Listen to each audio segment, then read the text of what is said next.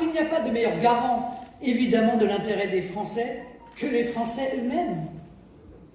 Le triste épisode de la crise sanitaire avec sa calamiteuse gestion logistique laissée aux Chinois pour les masques ou à l'UE pour les vaccins nous l'a rappelé d'ailleurs cruellement. La nation, c'est l'échelon qui a préservé le cadre de vie des Français et leur épanouissement individuel. Or, chacun le perçoit. La nation française est aujourd'hui attaquée et, disons-le, menacée de disparition. Ébranlée à la base par le séparatisme, elle est aussi gravement attaquée par le haut, par le mondialisme et son bras armé, l'Union européenne. Je ne répéterai jamais assez. La souveraineté est aux nations ce que la liberté est aux hommes. Nous voulons pouvoir décider par nous-mêmes de nos engagements, de nos lois, de nos modes de vie. C'est ce qui nous conduit à promouvoir une autre organisation de l'Europe en lieu et place de l'Union européenne. Cette dernière procède en effet d'une vision liberticide et même d'une inspiration totalitaire que nous combattons sans relâche. La vision impérialiste de l'Union européenne est sans limite, vous le notez chaque jour. Ainsi, par exemple, elle enclenche le processus d'adhésion du Kosovo et poursuit à coups de milliards le projet d'intégration de la Turquie islamiste d'Erdogan. Pensez que l'Union européenne envisage ainsi de supprimer le droit de veto qui permet à un État de refuser une décision lorsque ses intérêts fondamentaux sont en jeu. Comment admettre que cette organisation internationale, c'est-à-dire à l'origine une organisation entre les nations, dont le caractère fédéral fait déjà tant de mal à notre pays, puisse évoluer vers un État jacobin centralisé? Le seul avenir viable pour l'Europe, c'est une alliance européenne des nations. Dans ce combat essentiel pour nos libertés, mes chers amis, nous ne sommes pas seuls. Vous le savez, j'ai eu le plaisir de signer vendredi, avec 15 autres partis européens, une déclaration commune pour la liberté des nations d'Europe et la réforme de l'actuelle Union européenne.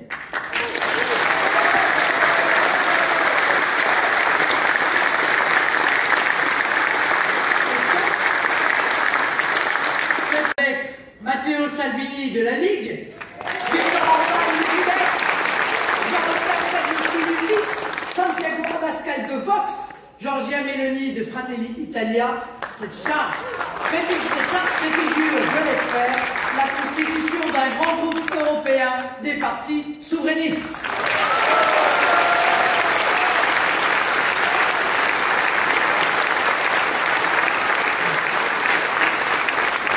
Ne vous y trompez pas, mes amis.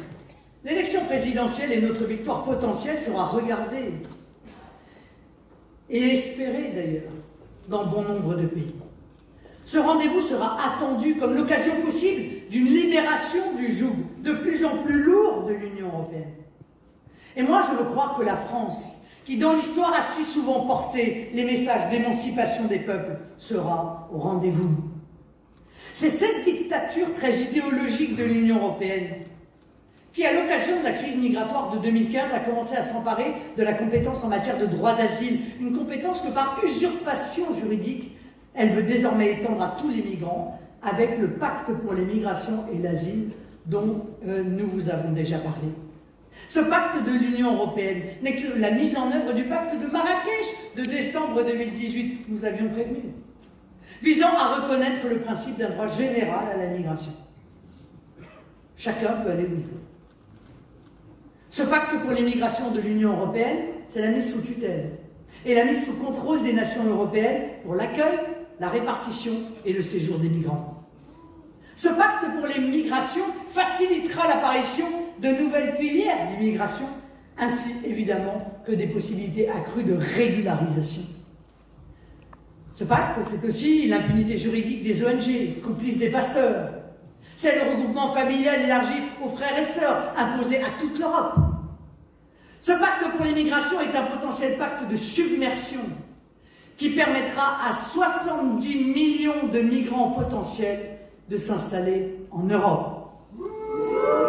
C'est dire, mes chers amis, c'est dire si nous allons nous mobiliser avec nos députés à Bruxelles et nos partenaires européens pour faire échec à ce projet insensé. qui sera mis en place peut-être d'ailleurs sous la présidence française du Conseil, et en tout cas, évidemment, si M. Macron est réélu président. La nation française que nous voulons défendre s'est construite autour d'un État. Un État qui en constitue l'armature, qui lui donne sa force légitime et lui confère sa puissance souveraine. C'est cette organisation administrative, très élaborée, que beaucoup nous envient et qui assure à tous, à vous tous, la bienfaisante protection des lois et les justes et indispensables régulations.